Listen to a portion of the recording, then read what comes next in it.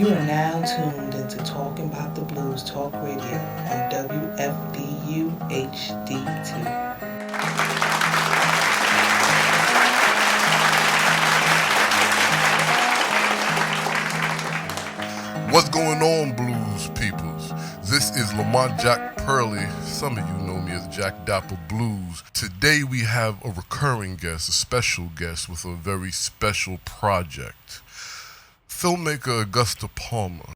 On September 7th, she launched an Indiegogo campaign to fund the continuing productions of The Blues Society, a feature-length documentary film about a series of concerts that changed the way Memphians and Americans think about the blues.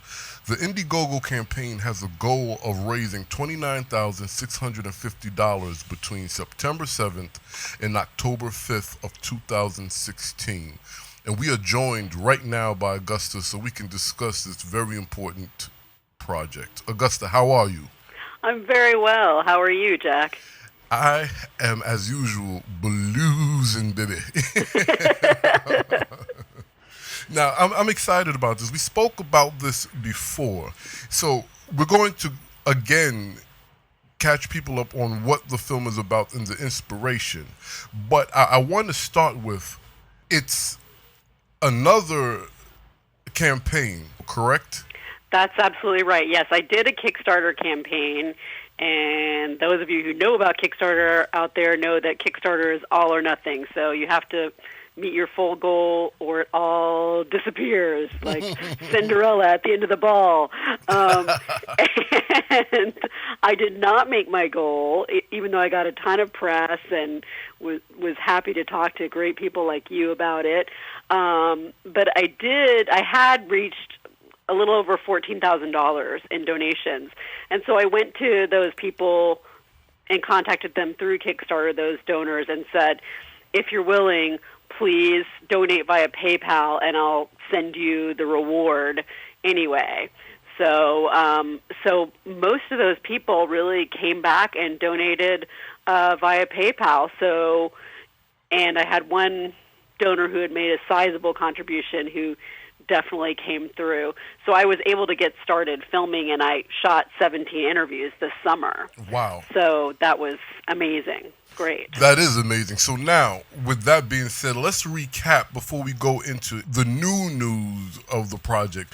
What is this film about? So this film is about a series of blues festivals that were held in Memphis, Tennessee. They started in 1966. They were held at the Public Band Shell, now called the Levitt Shell, then called the Overton Park Band Shell. And that's kind of in the center of Memphis. And that venue had actually been used a week before the first blues festival in 1966 for a KKK rally. I'm happy to report the blues festival brought in a much bigger crowd than the KKK rally. But I think that that's a very brief kind of way of just situating this in time and place, that this group of people that created the Memphis Country Blues Festivals, who were called the Memphis Country Blues Society, who were musicians and artists and different kinds of people in Memphis, you know, they were creating this celebration of African American culture because they loved Furry Lewis, they loved Booker White, Sleepy John Estes, Mississippi Fred McDowell. They loved all these blues masters and felt that they were being kind of overlooked by mainstream society and by their hometown or their home region in some cases. Right. So they really wanted to create this celebration, and also any funds raised were to benefit the bluesmen who didn't always have, you know, a major income. I know musicians know about that today too. Absolutely. But these guys were, you know, really in some cases kind of a hard scrabble life, right? And even though some of them, like Booker White, played in Europe some of the time, you know, he didn't play around Memphis much. So that's 1966. Within 4 years of festivals in 1969, they actually have a television crew there from WNET in New York. and they record the whole festival of '69, and it's broadcast nationally in this show by Steve Allen. They get coverage in Rolling Stone magazine. And so really, not only do Memphians start to go, hey, this is actually something we should be proud of, but also people all over America have started to pay attention to this. And actually, certainly by '69, people came from as far away as Philadelphia. The writer Peter Goralnik told me that he drove down from Philadelphia for the Memphis Country Blues Festival, and that it was really kind of a life-changing experience for him. So I think it's a pretty amazing transformation, societal transformation, and local transformation over the course of just a few short years. So that's really what the film's about. Wow, that's groovy, and that's also deep. Let's just talk about the climate at the time, in Memphis, which is a staple for quote-unquote black music. You know what I'm saying? Right. So there's a lot going on here. And I didn't even mention that, of course, during this period of time, tragically, in 1968, Martin Luther King was assassinated in Memphis. Right. And they still went on to put the festival together in that year and the following year, even though that was an incredibly traumatic event for the United States as a whole, for the world really, but also particularly for Memphis, Absolutely. You said that over the summer, and we're going to get back to the social and racial climate in a moment, because it sounds like this was a group of liberals that put this together. Well, bohemians, I might even say. Oh, okay, well, that's even beyond better. liberal. But you said you've interviewed 17 people this summer, so that right there is a huge step from the last time we spoke. Let's talk about those interviews. First of all, who did you interview, and what were some of the most memorable stories of those interviews? I interviewed James Alexander of the Barkays, which was very exciting for me. The Barkays played in the 1969 festival, and they were these festivals were called the Country Blues Festivals, and the headliners were people like Furry Lewis and Booker White, but they also tried to bring in different artists who were playing in other genres. So they had a lot of the organizers were part of a band called the Insect Trust that was based partially in Memphis and partially in Hoboken, New Jersey. So they played. That's a whole other story. But also they brought the Barkays into play, and they played themselves, and they just, with James Alexander actually singing, which is not something that he always does. And this is kind of, in the wake not too long after the death of Otis Redding. So it was really, James and I got to look at the footage that was shot by WNET of their performance, and he was just really kind of amazed. He was like, wow, I'm like, I've still moved pretty good, but wow, I was really moving then, because they just got the full dance moves, and they're all like, dressed in I think black satin or something. Wow. And they're just like black and red outfits. And of course it's like the summer outside in Memphis. Wow. And then they did their whole set once, and then there was something wrong with the public television cameras, so the television crew said, "Can you do that again?" Are you serious? Yes, and they did it again. So really amazing. And they were playing with Rufus Thomas. Also did Walking the Dog with them, which was just really incredible. Now we're talking about Rufus Thomas, the infamous disc jockey that put on a lot of blues musicians in his day. Absolutely. Wow. And also, the father of Carla Thomas, right? Absolutely, who has phenomenal blues music. Yes.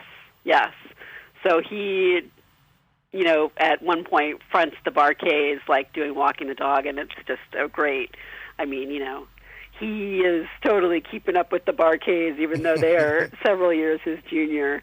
in that performance. So, yeah, so it was really amazing to talk to James Alexander, who's just such a great guy. I mean, like a legend and a great guy at the same time, which is really a wonderful thing. It is. Yeah. I talked earlier in the summer to Mary Lindsay Dickinson, who is the widow of Jim Dickinson. Jim Dickinson has many, many claims to fame and worked with people like Bob Dylan and the Rolling Stones, and he played the piano on Wild Horses. That's one pretty major accomplishment for him. But I mean, he's really been kind of at the center of, or he was at the center of American music. And his sons, who are in a band now called the North Mississippi All-Stars, have been very involved with blues music and blues culture, and played at the Hill Country Blues Festival, which I went to earlier this summer. But anyway, I'm getting off the topic. I spoke to their mother and Jim Dickinson's widow, Mary Lindsay Dickinson, and she read me some of Jim's memoirs about that time, and she also told me her own experience about that time, and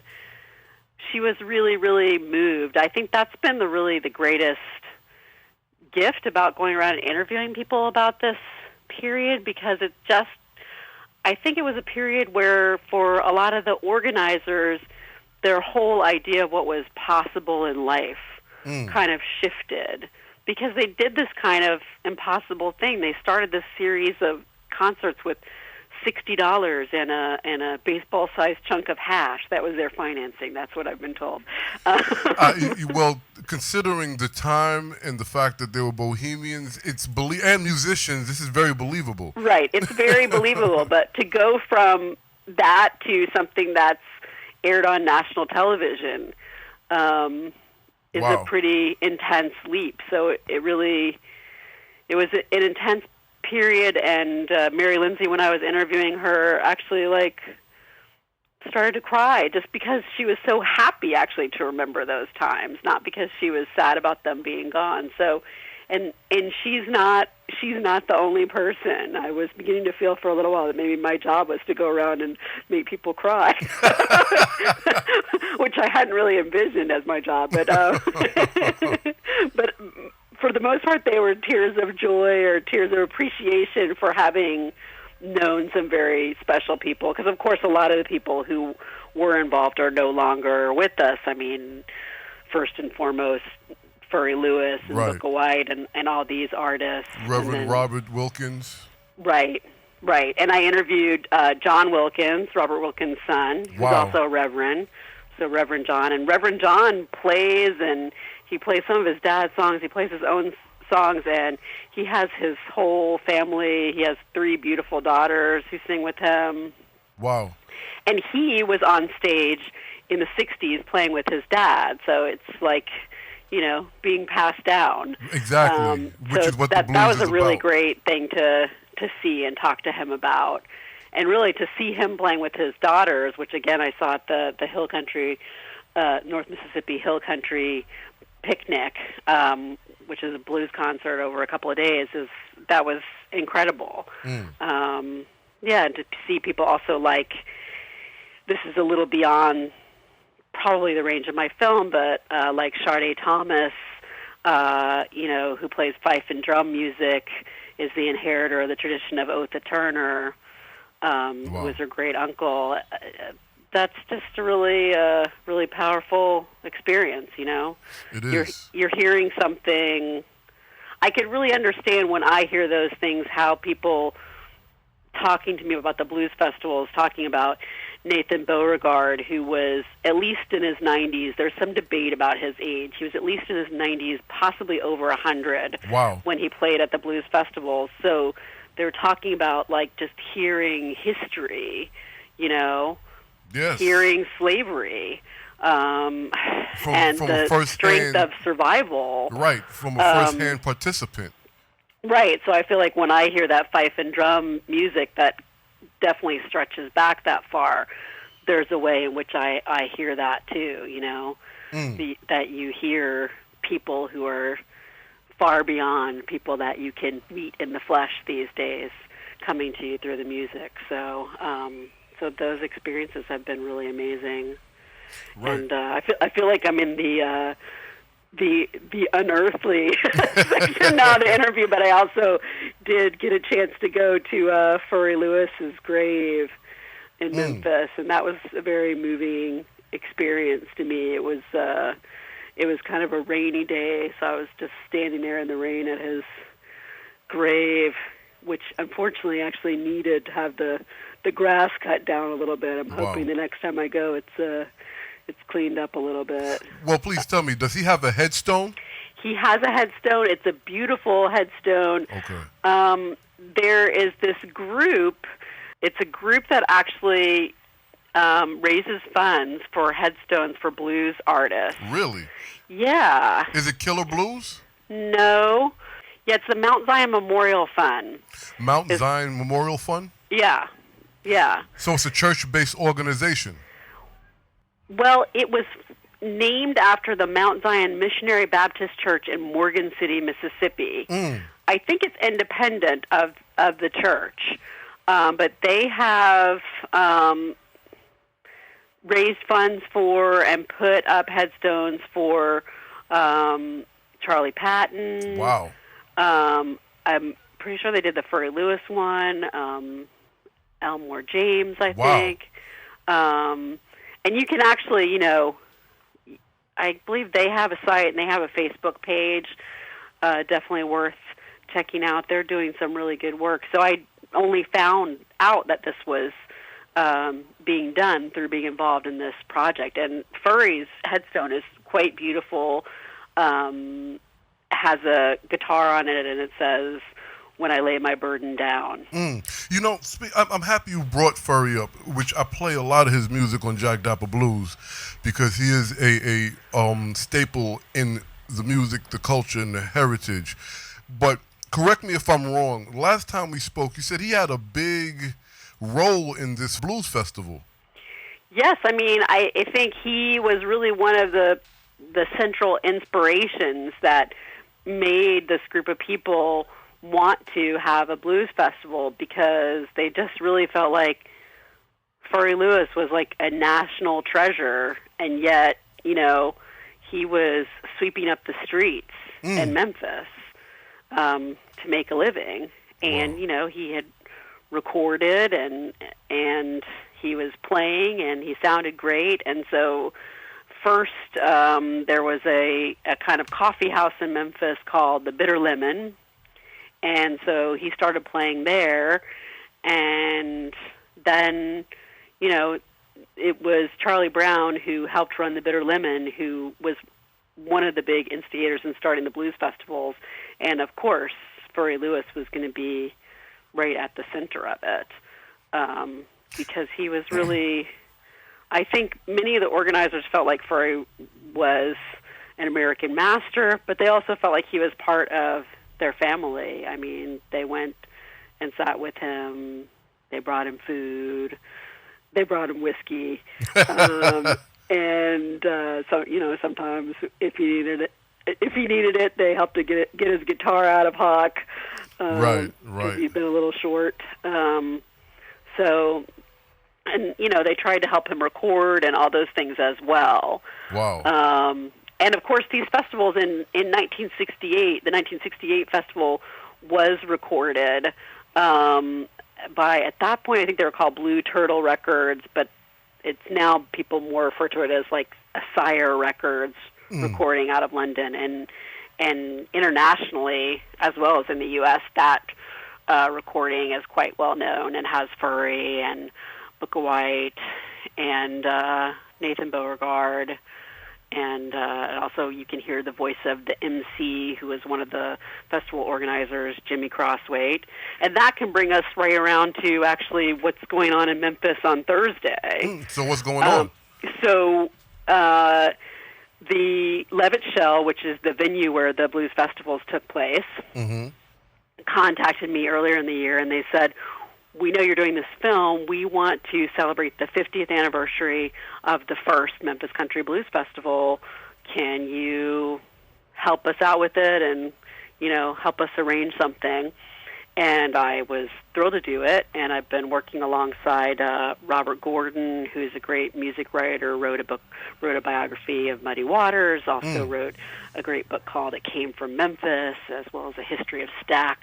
We'll be here all day if I have to talk about all of Robert's accomplishments. But anyway, he and I have been working together with Henry Nelson from the Levitt Shell, and so we created an event where we're going to screen some of that 1969 PBS footage that we got from the archives, so that's really exciting. And then we have invited a lot of people who were on the stage, and we're going to sit and talk about the experience after the film plays. So we are going to have a panel discussion with Jimmy Crosswaite, who I just mentioned, who's that MC whose voice you hear on the 1968 record of the festival. I'm going to talk with Stanley Booth, who is a great rock writer who reviewed the festivals for Rolling Stone. His review was of the 69 festival, but he gave a kind of like history of all the festivals in that review. So he's going to be there. He's really wonderful. Let's see who else. Chris Wimmer, who is also part of the Memphis Country Blues Society, as was Misty Blue Lavender, who's going to be joining us. Now, okay, whoa. Misty Blue Lavender, is that a person's name? That is a person's name. Oh, you have At the time of the festival, this. she used the name Marcia Hare. Okay. But she now uses the name Misty Blue Lavender, and she is a really wonderful, wonderful woman who, if you go and look at the trailer for my film, you'll see her talking. Definitely one of the people who felt like Furry Lewis was part of her family and that she just admired him so much and wanted to do anything she could for him. And we're hoping that James Alexander can join us. He has some other commitments, so it's down to the wire. And we've been talking also to the sons of Robert Wilkins, so we hope that they're going to be there too. But I think it's going to be a really great opportunity, and I know that a lot of people around Memphis have heard about it, and you know, maybe people whose stories I don't even know yet are, I'm sure people whose stories I don't even know yet are coming down to be a part of it, and that's very exciting. That is, and that's very groovy. And you know, I need to ask you this, especially after you just mentioned that. Now, you've spoken to people who were part of this, this music festival, who, from one way or another, if they were performing or if they were married to the organizers or whatever have you. Have you had the chance to speak to anyone who was not a performer but just an attendee to see how it changed their life? Absolutely, yes. And I think the most, I've spoken to quite a few people in that category, and they all have pretty memorable stories. I mean, Peter Goralnik says that he feels like his course for writing about Memphis music, which has been kind of his whole life, that he was set on that course by his trip to this festival. Wow. That's pretty incredible. Yes. Kenny Brown, who is a wonderful blues player who played a lot with R.L. Burnside.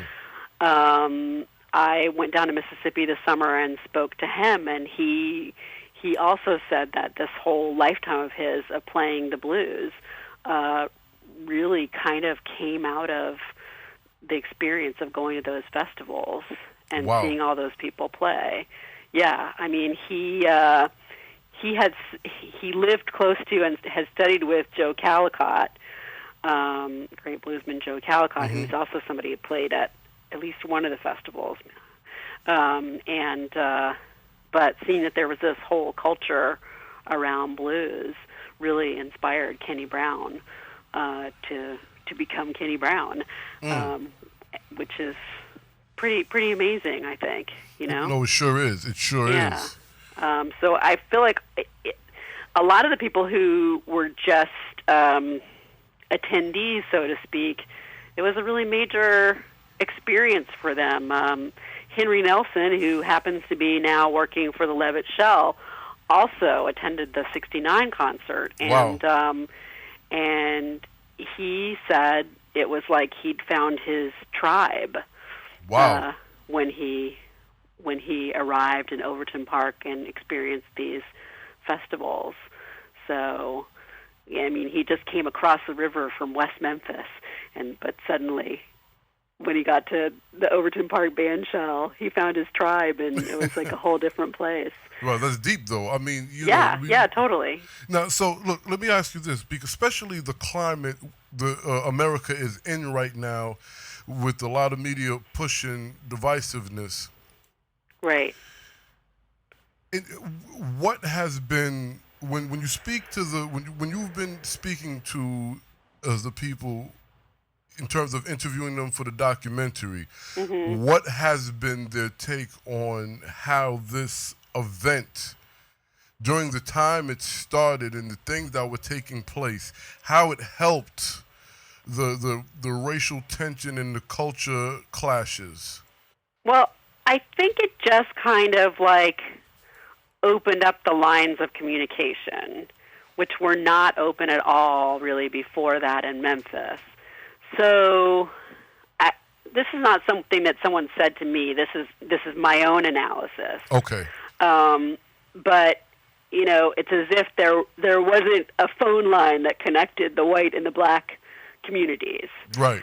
And so a phone line was installed, and a place was installed where people came together, and the audiences were, I would say, majority white, but they were integrated audiences, which was very rare in Memphis at that time. And I've heard, still somewhat rare in Memphis. Right. So I guess one thing that is important is that I think this is like a really beautiful, exciting time, and I want to evoke that to the best of my ability as a documentary filmmaker. However, I guess I also have to say, with the benefit of hindsight, I think there was a lot of utopian feeling that, like, oh, we installed the phone line, all the communication problems are over. And obviously we know that's not the case, Right. Then we have to figure out how to talk to one another. Then we have to figure out how to address, hundreds of years of pain and exploitation. And none of this comes easily. No, and you know what? To bring it back to blues festivals, because, and the reason why I say that, because that utopia is not a crazy thought, because when you're in the atmosphere of people getting along, you almost feel like this is the way it's supposed to be. Everybody should understand it, but, it's just a bigger world out there. So, we'll be speaking about this, and I'd rather keep it to your project. Yeah, yeah, of course. But I just think it's important. And I think, at this point, I'm early in the project relatively, and I don't know how it comes in, but I think it is important to address that it's this utopian moment, but it doesn't necessarily lead to a utopian world. Right. And also that the whole blues revival has, like, all this wonder attached to it, but it also has people who are in it for their own benefit. Agendas. I think that this particular group of people, the Memphis Country Blues Society, they were really in it in a kind of selfless way. But there certainly were other people traveling along the same routes who might not have been in it in that selfless a way. So, and when you open up that phone line, then anybody can call in, I do, and that's interesting. I was about to ask you a question, but I would like to stay here for a moment. Sure. Did you find any information or anybody that expressed and or shared with you about those quote-unquote people with different agendas attaching themselves to this not to your project, but the actual music festival? I think not directly to the festival itself. It's sort of things that came later. But pretty close on the heels. So Steve LeVere did some work with the festival. He was from Los Angeles, and he kind of became the person who owned Robert Johnson. I think we can say that. And, you know, when Robert Johnson got a Grammy not all that long ago, I believe that Grammy went to Steve LeVere. Wow. And so there's always a lot of contention about this. And I didn't know Mr. LeVere, who has passed on personally. And some people would say, well, Robert Johnson wouldn't be worth anything financially. Now, we're not talking about abstract musical value, right? Right. But financially, if Steve LeVere hadn't kind of gathered in the few photos that existed and gotten the rights to the records and all that kind of stuff. And I think there is some validity to that argument. So but at the same time... Wait, I have to ask you. I got to stop you. Yeah. I have to stop you there, because what it sounds like you're saying is there are people who are saying if this man did not exploit his image, his name, and his soul work, no one would know or care about him. I mean, sadly, I think that could be true. There are a lot of factors in play in how we remember Robert Johnson, and, you know, rock and roll and people like the Rolling Stones and Eric Clapton also played a big role in bringing Robert Johnson to a wider audience, right? Mm-hmm. Because he was not necessarily remembered all that much at a certain point. You know, let's say in the early 60s, not that many people were talking about him. So there's an argument that says that Steve LeVere helped raise that consciousness and get things out there. There's another argument that says, well, that should have been Robert Johnson's family. It seems like in the, you know, early period of this, his family was not so interested in this, and then they got interested later. So, but I feel like there should have been more sharing of those things.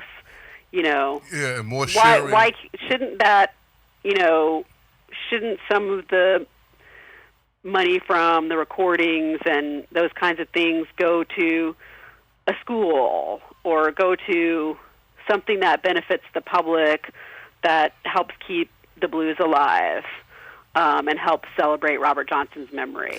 Right, or to the little African-American children who can't afford music lessons to keep the blues legacy alive. But my biggest, well, I have several issues with this, but one of my biggest issues is the perpetuation of the stories that he put out about Robert Johnson. Robert Johnson was an avid reader. Right. But everybody remembers him as a drunken hoodlum that always tried to hook up with another man's woman. And that's absolutely. And that was part of the mythology of rock and roll, and that rock and roll kind of imposed on Robert Johnson that everybody wanted to be this, like, romantic drunk guy who made a deal with the devil at the crossroads. But at the time that Robert Johnson was recording, people wanted to be like Robert Johnson because he was a successful and brilliant recording artist. He had a terraplane. I mean, and then maybe that's a little shallow for me to bring it to that. But, you know, it's like he was a successful, affluent, and thoughtful black man, and not just, you know, he wasn't the imagery. A wild child. Right. He wasn't the image of the blues that's been perpetuated by quite a few people. You know, he wasn't this backward, illiterate cat, so they couldn't sell him that way. He was a good dresser, and he was sharp, so they had to again, people aspired to be like him because he was like a good dresser. He looked sharp. He was really like an aspirational figure that people wanted to be like him, but not for the same reason that probably like Eric Clapton or the Rolling Stones wanted to be like him. I mean, I guess they like the sharp dressing too, but well, you gotta like the sharp dressing. I mean, yeah, who doesn't like that? Right. So now let me ask you this: back to the festival circuit, because again, this is a monumental festival on so many levels, and we already expressed. And if you're just tuning in, which you shouldn't be, you should have tuned in when we started. I'm speaking with Augusta Palmer, filmmaker, director of, are you ready, everyone? The Blues Society, okay? And this is a very, very, very important documentary film. So now, there's some thick history going on while this festival is taking place. Now, answer me this: the men on stage, the blues musicians that were being highlighted, these were black musicians, yes? Yes. Okay, so now, not so long after the series of Memphis country blues music festivals, right? The terrain changed to the point most of these blues festivals wouldn't even allow the people that were celebrated in this Memphis film on the stage. How did that happen? I think that's a really good question, and that's something that I'm really searching for the answers for, and certainly if you go to blues festivals now, depending on the festival, you may see as many or more white players as black players, and I think that's troubling. I love a lot of those white players. Like Ted Drzowski has a great band called Scissormen. I don't know if you've heard them. That's a great blues band. But at the same time, this is, African American cultural patrimony. It's what's most American about American music, but it also is, by definition, a product of African American culture, and there should be ownership of that. Now, and why did that shift? I mean, a lot of it shifted because people wanted to make a lot of money. And even at the end of the Memphis Country Blues Festivals, the last festival, the headliner was Johnny Winter, neither a Memphis nor a country blues player, and also white. Right. So a lot of this, on the surface of things had to do with economics, but as we know, we can always trace a lot of those economic issues back to racism. I think it's pretty much that simple. Okay, well, I didn't ask you that to put you on the spot, nor did I ask you that to be divisive, because being a great artist doesn't equate to well, that transcends color, absolutely. Right. But absolutely, but I think that with blues music, I think we have to, I mean, this is just my opinion, and nobody has to share it, but, there's been a lot of time spent talking in a utopian way about everybody gets the blues, everybody can understand the blues, and that is one of the things that is true and beautiful about the blues, right? Mm-hmm. But at the same time, woven into every fiber of the history of the blues is the history of race in America. The strength that people needed to survive slavery, the fun that African Americans had when they were, having their own thriving and fairly self-sufficient communities. And so it is important that we pay attention to that. And I don't think that's divisive. I think that's inclusive, because if you just say it's a music that all people can appreciate, unfortunately, I think the history of American society sort of associates all people with all white people. Right. Right. That's white privilege. That's what it is. Well, yeah, it kind of negates the truth. And see, and again, the reason why I had to ask that question, because again, this series of concerts was historical on so many levels in a time where, in a place and a time where it was extremely segregated, and these group of people thought that these original blues musicians should be celebrated. And now, at a time where it should be more diverse, most of those men, and now women, well, they're women then too. Yeah. Most of those men and women cannot even get on the main stage right now. And that's, I'm perplexed. As am I. Yeah. As am I.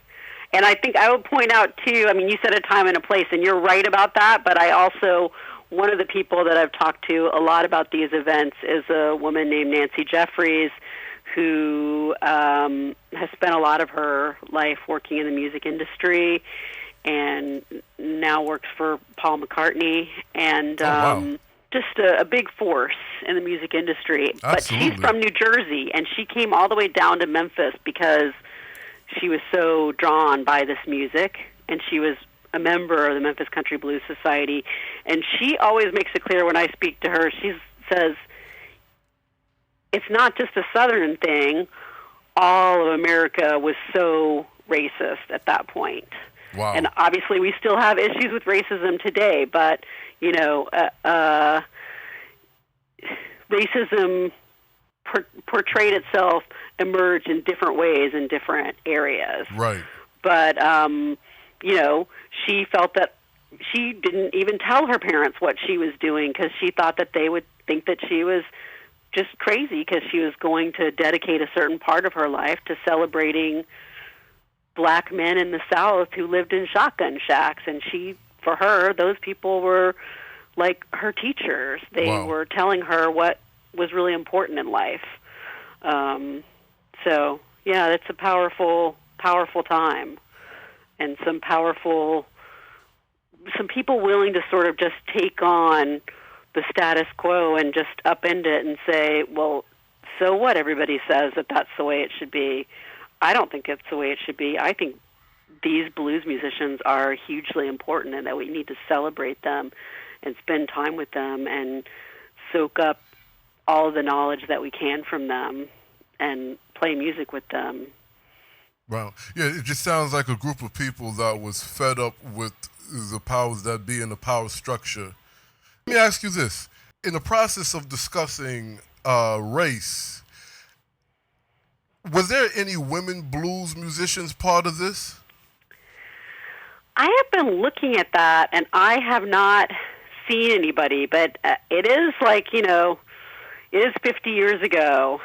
So it's possible that there were and that I haven't found out about them yet. There was a kind of amazing female blues artist named Joanne Kelly, who died very young, who was a British female blues artist, who played at the '69 concert. Good. Who is really, you can find her stuff on. I play her music. Oh, you do? That's great. Yeah, I love her to death, and it's funny that you said she died too soon. Oh, really sad. Well, it's not funny. The irony of it is every time I play her record on Jack Dapper Blues, I always say that. Yep. Because I think she was 37 when she passed. I know, so young, so young. And yet, you can hear in her voice 100 years. I don't know. She has that voice that just really takes you on a journey, I think. Yeah, I think she picked cotton at one time. In some other lifetime, I think you're right. Because and I'm not even, that wasn't meant to be a funny joke. No. It comes out of her voice when she's hollering. You feel her. Her guitar playing is very serious. Yes, I agree. When I first heard her playing on the 1969 footage, I just really a shiver went down my spine. And then I looked at her and I was like, what? Yes, because she doesn't look like how she sounds at all. Yeah, exactly. So she's amazing, and she is a blues woman. Absolutely. Yeah. I do want to, if we have a minute, to talk about the Indiegogo campaign. Go right ahead. Remind people that I am trying, you said it at the top, but I am trying to raise $29,650 on Indiegogo. And that's for me to edit the footage that I have, which is now, 17 this summer, 5 earlier in January, so 22 interviews, and to do a few more interviews with some very important folks who were part of these events.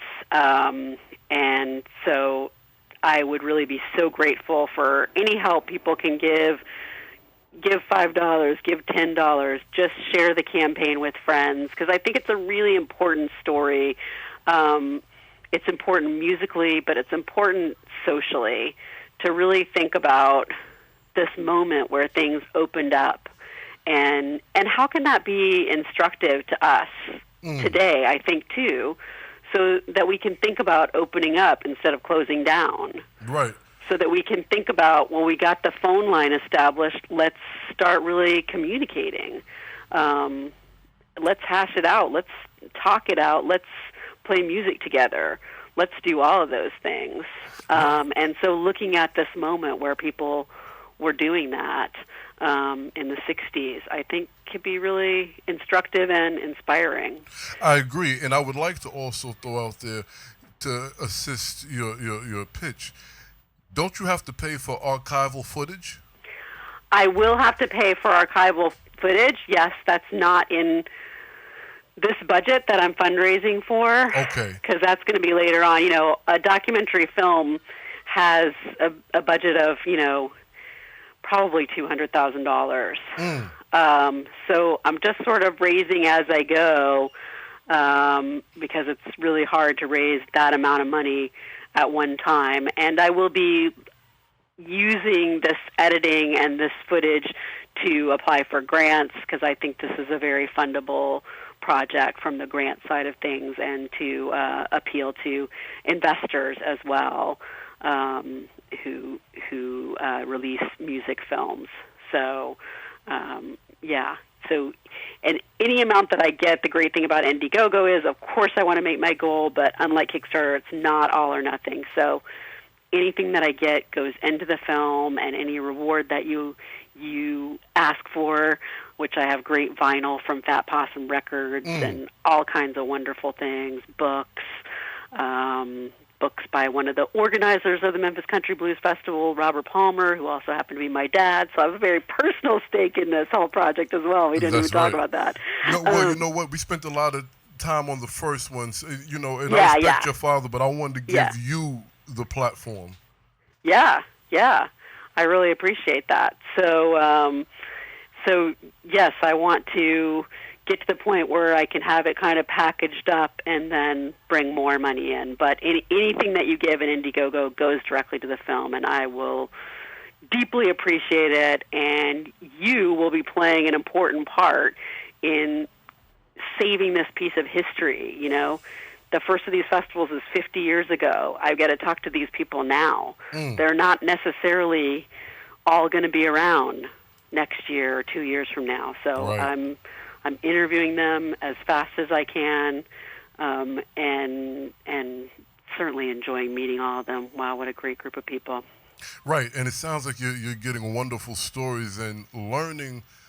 It's funny how every moment you work on this project, when you think you've gotten your head wrapped around everything, what I would go as far as saying is you find out a new piece of information and you learn more about this, how much this affected so many people. Absolutely. And I love finding out, big major stories that have to do with the Rolling Stones or something like that. There are stories like that in the festival, but I think one of the most moving and wonderful interviews that I did this summer was with two gentlemen. I had gone to interview a guy named John Larkin, who was a roadie and toted amps for the festival, and he was very young, I think 16. And he, as a surprise to me, he's a Caucasian American, and he, as a surprise to me, had brought his friend Lindsay Butler with him, who also went to the festivals and who went on to start the first reggae band in Memphis called Kaya and the Welders. And so they have been friends for almost 50 years, a white man, John Larkin, and an African-American, Lindsay Butler, because of these festivals.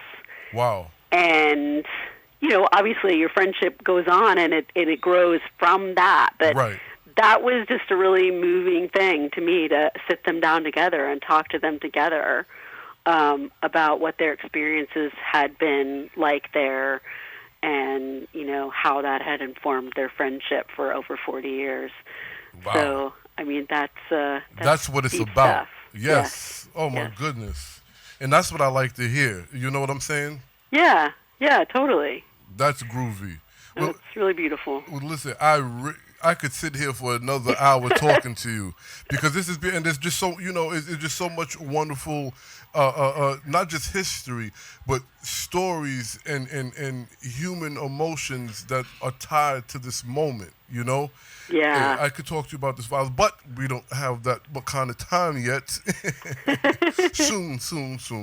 But until that moment, we're going to continue to support and push and root for you to get this project done. Keep us posted, and thank you very much for coming to Talking About the Blues to discuss the Blues Society. Thanks so much for having me. It's always a pleasure to talk to you, Jack. I dig it, and I love filmmakers. All right, guys, you know what it is. You've been bluesing with Talking About the Blues. We've been talking to Augusta Palmer about her film, The Blues Society. Check it out. Find out about, could you mention the Levitt Shell event again? The Levitt Shell event is on Thursday, September 8th at 7 p.m. in Memphis's Overton Park. And it's a great event where we'll be showing footage from the 1969 festival and having a panel discussion and commemorating the 50th anniversary of the first Memphis Country Blues Festival. That's right. And if you want to pledge, go to Indiegogo. You can look up the Blues Society documentary, right? That's right. Right, and it's on Facebook, it's on Vimeo. Yes, we have a Facebook page, the Blues Society documentary. Yep, and my Vimeo channel has stuff up. That's Cultural Animal is my Vimeo handle. So go to Cultural Animal and see some trailers and stuff like that. Check it all out. Definitely become a member of our Facebook page, like our Facebook page, the Blues Society, and have a wonderful, wonderful evening. That's right. We will have you back, and I will be back with you all next week. Keep on bluesing, baby. To hear archives of the Talking About the Blues podcast interviews, go to the Talking About the Blues YouTube channel, and while you're there, subscribe to that channel. Talking About the Blues podcast is hosted and produced by Lamont Jack Purley. Production manager Denise Mrs. D. Purley. All rights reserved to Talking About the Blues.